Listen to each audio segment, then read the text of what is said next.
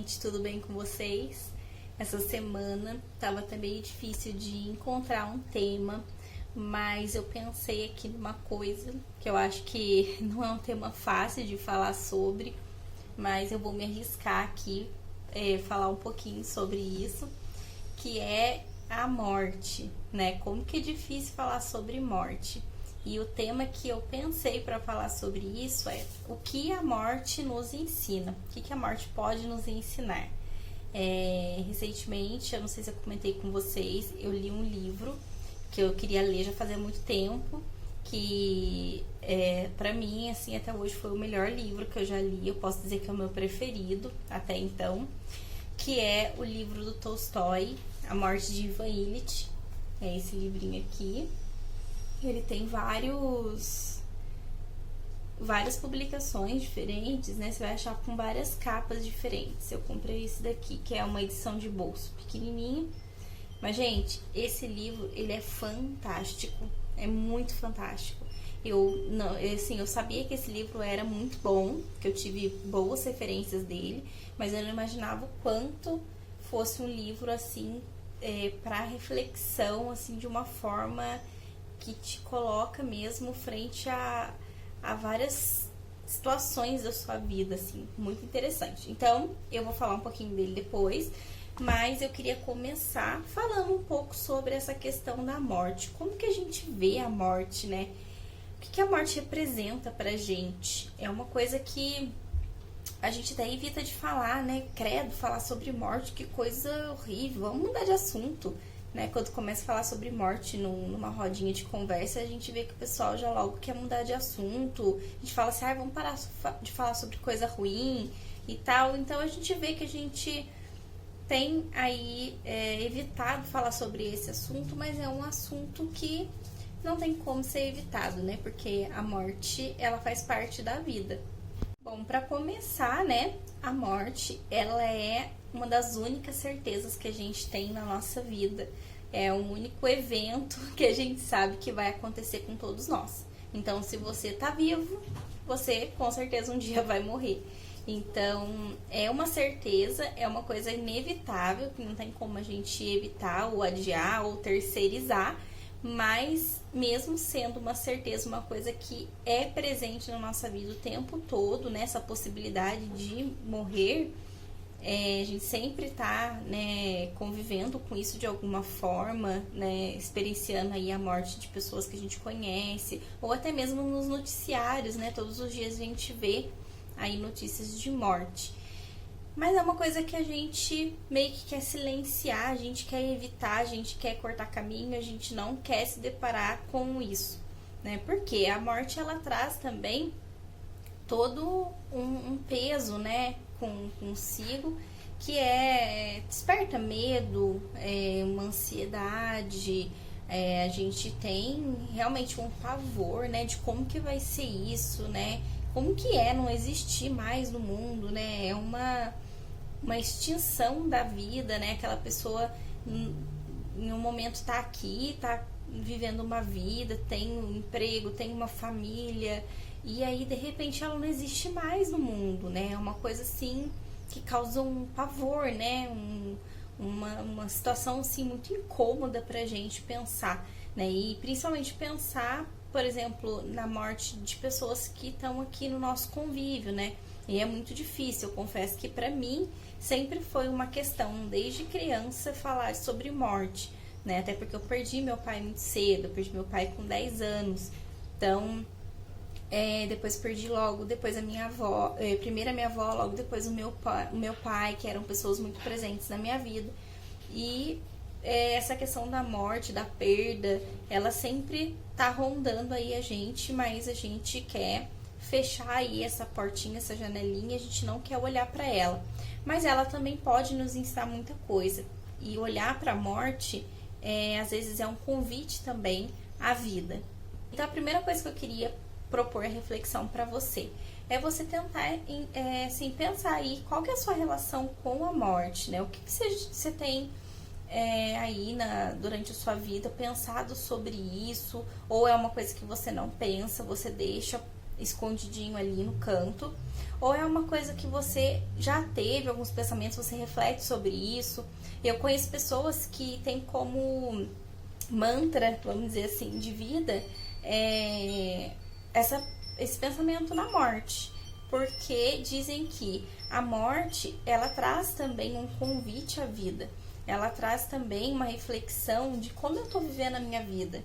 É isso mesmo que eu quero pra mim, porque a vida, ela é uma só, né? Dependendo da sua crença, né? Tem pessoas que acreditam em reencarnação, né? Em outras vidas. Mas vamos pensar aí por esse ângulo de que a vida, ela é uma só. E para viver bem, né, falar que a gente viveu bastante, a gente vive quanto aí? Uns 90 anos? Meu avô tá com 92 anos. Mas nem todos chegam nessa idade, né? Ainda mais da maneira que ele tá, saudável, cheio de vida, cheio de animação para fazer as coisas. Nem todo mundo tem essa dádiva, né? E a gente fica pensando, né? Esses dias, eu fiz 29 anos, né? Essa semana. E eu fiquei pensando, falei, nossa, eu tô perto dos 30. Praticamente, se eu for viver uma vida de 90 anos, eu já vivi um terço da minha vida. E o que eu fiz até aqui, né? Aí você começa a pensar sobre toda a sua trajetória. Então, a morte, ela também tem essa convocação a gente pensar o que tem sido feito da nossa vida até aqui. Então, muitas vezes, estar em face da morte e estar pensando nisso é um convite também a repensar como a gente tem vivido a nossa vida e se realmente a gente está fazendo valer a pena o nosso tempo, né? Se a gente realmente está vivendo de uma maneira que faz sentido pra gente. Então, a morte, ela tem esse peso, mas ao mesmo tempo, ela também é uma forma de convite aí pra gente ressignificar os momentos da nossa vida. Bom, agora vamos lá, né? Eu tava, assim, meio relutante de falar sobre esse livro, porque é um livro muito pequenininho, mas complexo e traz muita coisa. Olha, é bem fininho, ele tem, acho que não chega a ter 100 páginas, essa edição que eu tenho, mas é de um peso, assim, fora de série, assim, é um livro que realmente eu considero até hoje o melhor livro que eu já li. Para mim é um livro excepcional. E falando um pouco sobre o autor, né, o Tolstói, não sei se você conhece, mas dá uma pesquisadinha sobre ele tem muitas obras, é um escritor renomadíssimo, ele é russo, ele nasceu no ano de 1828 e morreu no ano de 1910.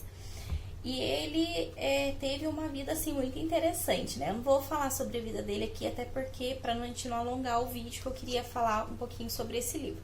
Mas se você acha que você quer ler primeiro, antes de saber um pouco do que acontece aqui no livro, então você pode vir assistir o vídeo depois, num outro momento, porque pode ser que eu dê algum spoiler aqui. Eu não me preocupei de não dar spoiler, até porque eu queria refletir mesmo sobre os pontos principais que eu percebi nesse livro, que podem ser bastante interessantes pra gente falar sobre a questão da morte. Ele traz, né, o personagem que tem o nome do livro, que é o Ivan Ilitch, e a gente já sabe que ele morre, né? Já tá o spoiler tá na capa do livro. E o livro realmente começa pelo velório, né, as pessoas falando sobre ele, as impressões que eles tinham sobre ele, e depois, na segunda parte, ele começa a falar sobre a vida do Ivan Ilitch desde que ele era criança e como foi se desenvolvendo até que ele morresse, né, qual foi essa trajetória dele. E é engraçado, assim, que no comecinho aqui que ele começa a falar sobre a vida dele, né, como foi, a primeira parte dessa segunda parte, a primeira frase, né, diz que a história de Ivan Ilitch foi uma das mais simples, das mais comuns e, portanto, das mais terríveis. Então, já dá pra você ter uma ideia, né, de que o Ivan Ilitch, ele, ao longo do livro, vai mostrando que a vida dele foi uma vida totalmente daquela vida padrãozinha, sabe? Aquela vida sem sal nenhum. Que ele fazia tudo que era agradável à sociedade. Então, se a decisão dele fosse uma decisão que agradasse à sociedade, que fosse bem vista pelas pessoas da alta sociedade, ele tomava as decisões e estava em paz com aquilo. E ao longo do livro a gente vai vendo várias coisas que ele vai realizando, e ele mesmo diz isso, né? Que tava tudo de uma maneira correta, bem vista, bem aceita, então tava tudo bem. Então ele foi uma pessoa que viveu a vida inteira dele baseada em aparências e em buscar por esse ideal da sociedade, né? Essa vida ideal sem nenhum sentido, mas que fosse uma vida que as pessoas olhassem e fosse tida como uma vida bem sucedida. Eu vou dar uma lidinha em alguns trechos que aí dá para ter uma noção bem assim de como ele é descrito pelo autor, né? Ele era membro do Tribunal de Justiça, né? Morreu com 45 anos, muito novo.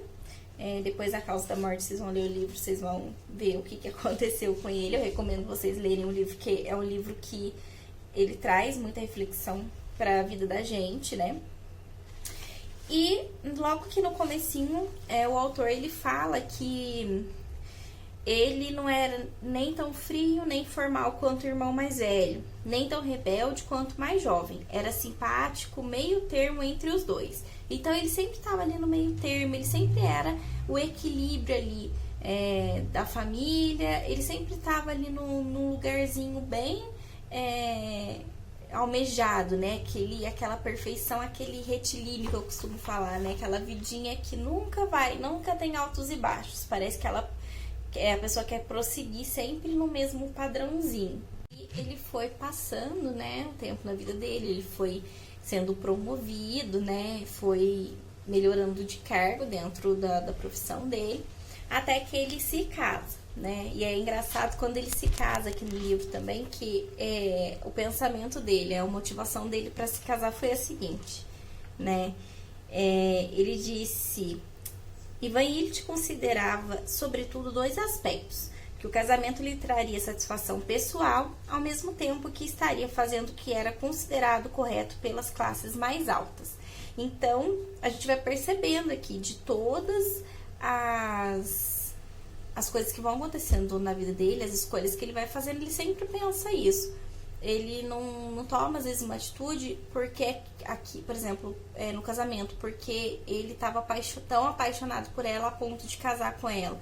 Mas não, porque aquela altura na vida dele, o ideal na sociedade era casar. E ele queria ter uma pessoa por ter, né? De estar junto com alguém, porque era o correto a se fazer. E o casamento dele, né? Durou assim, né, até o fim da vida dele, mas não era um casamento sem problemas, né? Eles começaram a ter problemas, mas ele sempre que acontecia alguma coisa com a esposa, ele se dedicava, ele meio assim que deixava de lado aquele problema e ia se dedicar ao trabalho, e assim não era uma pessoa que parecia que aquilo não afetava muito ele, assim, ele via que estava acontecendo aquilo, ele simplesmente deixava de lado, saía e ia realizar as coisas dele. Então a vida dele foi se arrastando dessa forma por um bom tempo. Então ele passa todo esse tempo vivendo essa vida decente, né, como deveria ser. Ele sempre fala isso, né, e tudo continuou como devia ser, e tudo era decente, era agradável. E aí ele vai levando essa vidinha dele, né, aí por muito tempo, até que ele começa a se sentir mal, acontecem umas coisas, e aí ele começa a realmente entrar num desespero, porque ele sente que a morte está chegando perto dele, né? Ele sente que nenhum tratamento que ele faz para essa doença que ele desenvolve faz efeito, e aí ele começa a ficar desesperado em relação àquilo, porque ele sente que ele tá morrendo, que ele realmente tá numa situação muito complicada, mas as pessoas simplesmente fazem de conta que não. E isso irrita muito ele, né? Principalmente em relação à esposa, aos filhos, que continuam vivendo como se nada tivesse acontecido, como se fosse assim uma dorzinha de barriga. E ele fica muito irritado, porque ele fala: eu tô morrendo, eu tô com uma doença terminal, e as pessoas não entendem que eu não tô bem. As pessoas acham que não é nada, que não é nada. E aquilo vai incomodando ele de uma forma que chega um ponto que às vezes ele até evita de estar entrando em contato com essas pessoas, e ele começa a desenvolver um contato maior com o empregado dele, que por fim é a única pessoa que realmente enxerga ele como ele realmente está passando aquele problema, né? O empregado é o único que não nega para ele que ele realmente está numa situação difícil e ele vai morrer. Então ele sente que aquela pessoa é a única sincera ali do convívio dele. E aí nesse momento que ele começa a ter essa proximidade com a morte iminente, né, uma coisa que estava chegando ali para ele, ele começa a fazer toda uma reflexão sobre a maneira que ele viveu a vida dele. E é muito interessante que no começo é uma negação que ele tem com a morte, aí um completo desespero, até por conta da dor que ele sente, o mal-estar que ele sente físico, né? Mas assim, ele começa a fazer todo um caminho de reflexão, de pensar sobre a vida dele, e ele começa a enxergar o quanto a vida dele foi superficial, foi uma vida nos moldes do que a sociedade esperava dele, mas ele se questionava se realmente ele teve uma vida significativa, né? Ele olha para trás e ele não vê coisas que naquele momento seriam realmente significativas para ele, fizessem sentido para ele, né? Ele começa a ver que as pessoas elas agem dessa forma, e ele começa a ficar até nervoso de ver as pessoas agindo assim, que ele também agia assim, dessa forma superficial. E aí quando ele tá apegado a essa reflexão, ele vê as pessoas agindo assim, é uma coisa que causa um mal-estar muito grande. Ele meio que quer gritar para as pessoas para elas pararem com isso, né? Em alguns momentos ele até grita mesmo para eles pararem com isso, pararem de fingir, de ter essa vida fingida, essa vida de máscara, né? Que é uma coisa que ele acabou enxergando nesse momento da vida dele. E também nesse momento da vida dele ele percebe que as pessoas não se importam com ele como pessoa, né? Elas não têm um relacionamento com ele profundo, assim como ele também não tinha com as outras pessoas, né? Mas nesse momento ele consegue entender isso, e aquilo incomoda muito ele, né? Dele ver que as pessoas elas têm com ele um relacionamento baseado naquilo que ele pode proporcionar, por exemplo, né? No comecinho do livro, no velório, os amigos já discutem quem pode estar substituindo ele no emprego. Foi a primeira coisa que veio na cabeça dos amigos quando ficaram sabendo da morte dele, para você ter uma noção aí de como que eram essas amizades que ele tinha. E no velório dele, assim que os amigos do trabalho chegam, a esposa dele, a primeira coisa que ela vai falar é sobre a pensão, que ela quer melhorar a pensão. Então, a gente percebe que a maneira de se relacionar entre eles era muito superficial, não tinham laços afetivos. Era toda baseada mesmo num status, né? Numa maneira que era ali um enquadre social de família. E mesmo ele tendo esse momento, né, de toda essa reflexão diante ali da morte que se aproximava, daquele desespero que trouxe ele a fazer toda essa reflexão, ele se arrepende, né, de ter levado uma vida tão morna assim, mas ele vê que não tem mais tempo, né, não existe mais um tempo dele refazer esse caminho, né, que até esse momento, para ele, a vida dele tinha já sido desperdiçada.